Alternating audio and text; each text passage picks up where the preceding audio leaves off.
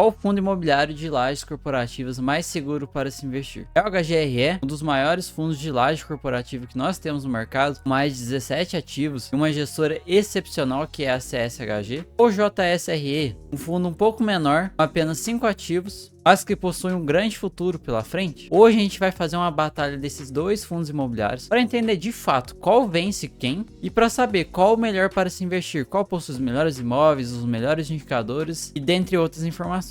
E aí pessoal, tudo bem? Aqui quem fala é o Jota. E bom, vamos deixar de enrolação, se inscreve no canal. Vamos começar primeiro com os indicadores do HGRE, depois a gente passa para o JSRE. Começando aqui no HGRE, ele é um fundo que está custando atualmente R$ 141,55. Suas mínimas estão entre 107,39 e sua máxima está entre 144,12 centavos. O fundo vem trabalhando aí bem próximo das suas máximas. Possui um dividend yield de cerca de 7,28% e uma valorização nos últimos 12 meses de 1,38%. Olhando o gráfico aqui dos últimos 5 anos, a gente vê que esse fundo já chegou a custar bem mais, chegou lá na casa dos R$200 lá no ano de 2020. Porém, depois da pandemia, esse fundo caiu. Até hoje, os fundos de laje não conseguiram se recuperar. Olhando o último ano, o fundo chegou numa mínima aí de R$107 e agora ele já está trabalhando perto das suas máximas, que é cerca de 144. O valor justo por cota está na casa dos R$155, então o fundo ainda está com um pouco de desconto. No geral, os fundos de laje ainda estão trabalhando com um bom desconto abaixo do valor patrimonial, com 0,91% de PVP, então significa que ele está com cerca de 9% de desconto, está com 52 milhões de reais em caixa, tem um número de 142 mil cotistas, uma grande base de cotistas, uma liquidez média diária de 2,8 milhões, uma liquidez excelente. A gente gosta de liquidez acima de 1 milhão para poder, caso precise vender, se vende rápido, se desfaz. O último rendimento anunciado foi cerca de 0,78 centavos. E a gente vê que o fundo ele vai distribuindo esse valor constantemente, chega no final de cada semestre, ele distribui um pouco das reservas que estão acumuladas. E essa é uma grande vantagem da CSHG. Bom, chegando aqui no relatório, eu vou passar só pelas partes que eu julgo mais importantes, então algumas outras coisas, como comentário do gestor e tudo mais, eu posso trazer em outros vídeos. Falando somente do HGRE. Eu falei com vocês, é um fundo que tem um valor aí de mais de 1,8 bilhões de patrimônio, uma BL total de 185 mil metros quadrados. O preço do metro quadrado dele está em cerca de quase 9 mil reais, então relativamente bem caro. Alavancagem de 3,7%. E aqui o ponto que eu julgo de mais importância, que é a questão da vacância dele. É um fundo que ainda possui uma vacância física de 27,65%. Uma vacância extremamente alta, principalmente no mercado de laje. Já tem outros fundos de laje com uma vacância bem menor, mas esse fundo ainda continua sofrendo um pouco para diminuir essa vacância. Aqui a DRE dele, gosto sempre de mostrar para vocês. Aqui em julho ele teve um total de receitas de 10,5 milhões, tirando as despesas e tal. Ele teve um resultado de 6,8 e distribuiu 9,2. Então o fundo ainda vem utilizando reservas. De fato é algo que a gente precisa ficar de olho, porque isso pode sim impactar o fundo futuramente. Aqui a gente consegue ter uma base maior de como é que tá, ó. Então o fundo veio gerando 57, distribuindo 78, gerando muito abaixo do que de fato ele produz.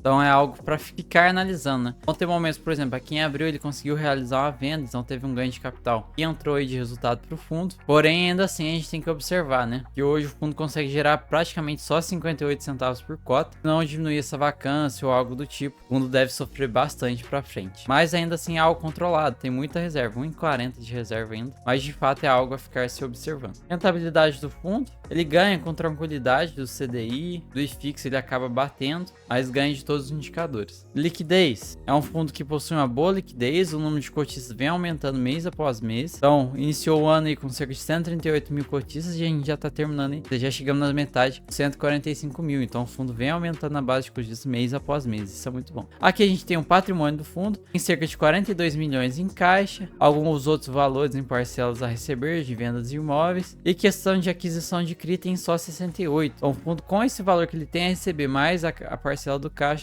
ele consegue quitar esses valores que estão em pendência. Aqui a gente tem o detalhamento de o que ele tem a receber, então tem 34,5 milhões de parcela a receber do venda do verbo divino, mais 2,3 do verba do Brasil Interparte, e depois tem esse valor aí para ser pago do saldo do CRI de 68 milhões, e depois mais uma parcela a receber. Então, juntando tudo isso, o fundo consegue com tranquilidade quitar essas alavancagens que ele tem. Aqui a gente tem os imóveis, a gente vê que a concentração de fato está em São Paulo, a gente ainda tem alguns imóveis ali no Paraná, um pouco ali no Rio de Janeiro e lá no Rio Grande do Sul, mas de fato o mais forte é em São Paulo. Aqui a gente vê um pouquinho do aluguel por metro quadrado e da vacância financeira que vem diminuindo. Então, se o fundo continuar diminuindo isso aqui, de fato vai ajudar muito. O vencimento dos contratos aí um prazo de 4,6 anos. Para esse ano a gente só tem 1% dos contratos vencendo, então tranquilidade total. De revisional também a gente tem apenas 10%. E reajuste, para esse mês de agosto a gente tem 4,8% de reajuste. Então vamos aguardar aí para ver. Mas de fato é algo muito pouco. O de forte mesmo foi no mês passado, em julho.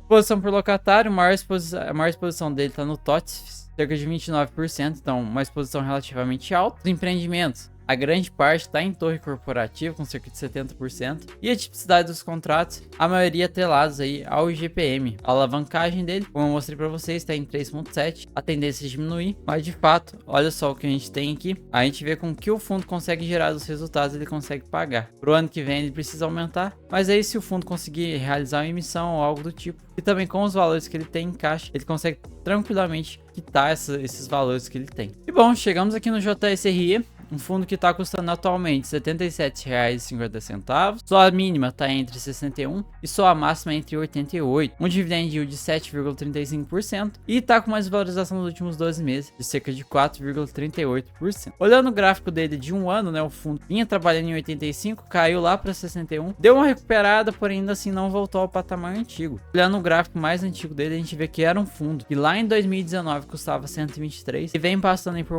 uma desvalorização bem grandinha. Se a gente for olhar, o fundo sofrendo bastante. Eu acho que é o de todos os mercados de lajes, depois da pandemia não conseguiram mais se recuperar de fato. O seu valor justo está em R$ 112 para o fundo que está custando 77. A gente vê que está um desconto muito grande. O PVP dele mostra isso, 0,69, então praticamente 31% de desconto em relação ao valor patrimonial. É um fundo bilionário, sai mais de 2,3 bilhões em patrimônio, tem cerca de 101 mil cotistas, uma liquidez média diária de 3,2 milhões, uma liquidez excelente. E seu último rendimento anunciado foi de 0,46 centavos. Quando a gente olha o gráfico de dividendos aqui, a gente vê que o fundo já vem distribuindo esse valor desde o início lá de fevereiro. Ele abaixou um pouco o patamar e não está conseguindo retornar. Bom, chegando aqui no relatório, a gente já vê algumas informações importantes, como em relação à ABL do fundo. O fundo hoje tem cerca de um ABL de 121 metros quadrados, então relativamente grande. Comentários do gestor a gente pula. Mas algo que eu queria destacar com vocês é a questão do início do fundo. É um fundo que iniciou lá em 2011, então já está há muito tempo no mercado. Tem uma taxa de administração de cerca de 1% e uma taxa de performance de cerca de 20% do que exceder o benchmark. E é uma parte que eu achei interessante, que tem o canal do YouTube com os comentários do gestor, válidos para quem é cotista, entrar lá para entender. Aqui é a demonstração de resultados. O fundo teve uma receita total aí de 10,7 milhões e um resultado de 8,7 e distribuiu cerca de 9,5. Olhando o mês passado, a gente vê que o fundo aí, ele de fato tá gerando menos do que distribui, uma defasagem de cerca de 700 mil. Então acho algo válido para ficar acompanhando, para entender se de fato isso vai continuar. Mas quando a gente olha o histórico de rendimentos, a gente vê que alguns meses ele consegue gerar até um pouco mais, tem outros meses que ele gera um pouco menos. Então não é algo tão preocupante ainda. Aqui é rentabilidade. O fundo não consegue vencer aí a questão do IFIX, nem o CDI, passa um pouco mal ainda.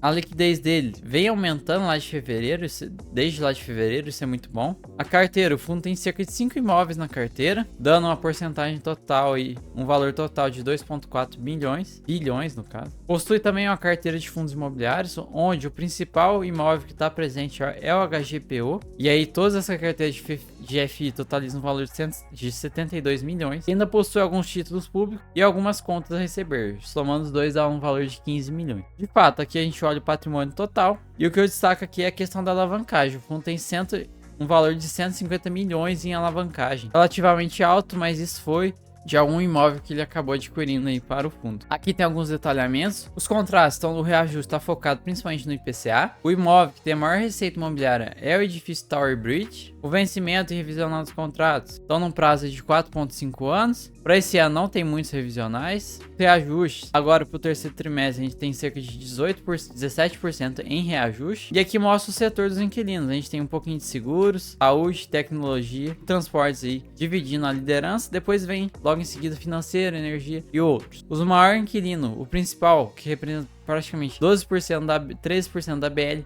é a Allianz. E aqui mostra um pouquinho dos imóveis. São imóveis muito bem localizados lá em São Paulo, imóveis relativamente novos, a gente vê a qualidade, são imóveis muito lindos e de fato com uma boa localização. Por exemplo, a gente tem o edifício da Paulista, localizado na Avenida Paulista. É um edifício que vai ter uma vacância muito pequena, 4,6. Raramente vai ficar desocupado ou algo do tipo, porque a gente tá falando de Avenida Paulista, a avenida talvez a mais importante do país. Raramente vai ficar desalocado. E bom, pessoal, chegando nessa parte que eu julgo a que eu mais gosto de fazer, que é de fato a batalha dos fundos imobiliários. E agora a gente vai comparar os dois para ver quem tem o melhor indicador e quem sai na frente. Em questão de valores atuais, o JSRE sai na frente por custar bem menos barato. Em valor patrimonial, ele também acaba vencendo. É um fundo que, por possuir menos ativos, os imóveis ainda são um pouco mais caros, então ele acaba vencendo. Em dividend yield, eu julgo um empate entre os dois. Em PVP, o JSRE acaba vencendo. Tá ainda muito descontado, um PVP de 0,69%. É difícil a gente achar um fundo imobiliário tão descontado atualmente. Os fundos imobiliários subiram bastante. E o JSRE parece que ficou para trás nessa questão de desconto. Ainda tá muito descontado. E o último dividendo pago, julgo a HGRE por ser pago um dividendo um pouco maior. Em liquidez, o JSRE acaba vencendo, uma liquidez muito maior. De fato, se ele vai ter um valor patrimonial maior, a liquidez dele tende a ser maior. Em número de cotistas, o HGRE acaba vencendo com uma grande diferença. Em ativos, ele também vence. Aqui um destaque para a grande quantidade de ativos do HGRE. São de cerca de 17 ativos, então muito bem diversificado. E até por isso que ele ganha aqui na parte de diversificação. A quantidade de ativos que o HGRE tem traz uma tranquilidade bem maior pra gente. Em vacância e questão de maior exposição a locatário, ele acaba perdendo pro JSRE, principalmente em vacância, que hoje está em 27%, uma vacância muito alta ainda. Em exposição a locatário, que eu falo para vocês, não gosto de exposição a somente um locatário, e o HGRE acaba tendo essa exposição de cerca de 29%. E por final, em performance, taxa de administração e alavancagem, ele possui bem menos aí que o JSRE. No entanto, que o JSRE ele cobra uma taxa de performance de cerca de 20%, que eu odeio isso, e tem uma alavancagem muito maior, no valor de 150 milhões. E quando a gente fala de alavancagem, o HGRE tá muito mais tranquilo, já que ele tem esse valor para pagar essa alavancagem, então praticamente zero a alavancagem dele. Já o JSRE vai ter que se mover aí para conseguir quitar essa alavancagem. E quando a gente chega no final, de fato, no placar,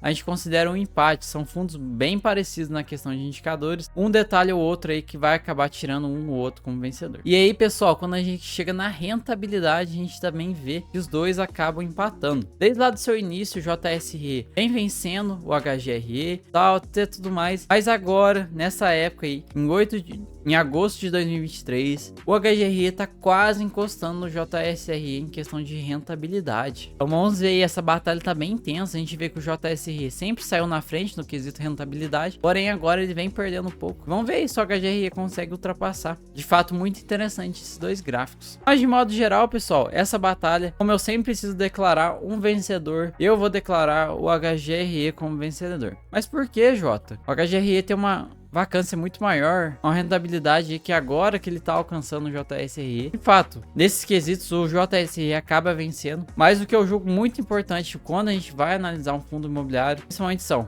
quantidade de imóveis. O HGRE tem cerca de 17 imóveis, não tem uma taxa de performance, isso é excelente. Sua alavancagem está extremamente controlado, o que ele tem de alavancagem ele consegue quitar com tranquilidade, isso não acontece no JSRE. E eu acho que o principal fato é gestora, a CSHG. Eu tenho uma experiência muito boa com ela, e isso de fato me traz a ir pro lado deles. Mas a JSRE também possui uma boa gestora, mas que ainda não se provou de fato no mercado. A CSHG aí tem outros fundos imobiliários muito bem qualificados, como o HGLG ou o HGRU. Isso traz mais tranquilidade pro cotista. E eu sou uma pessoa que gosto muito de tranquilidade. Muitas vezes eu vou buscar rendimentos menores, mas uma tranquilidade maior. E é nisso aí que o HGRE me atrai. De fato, então, declaro ele hoje o vencedor dessa batalha. Mas lembrando que declarar o HGRE vencedor não exclui o fato de que o JSRE também é um fundo de laje muito bom, que ainda está bem descontado. Então, o que eu recomendo para vocês? Analisem esses dois fundos imobiliários, entendam o que de fato acontece por trás,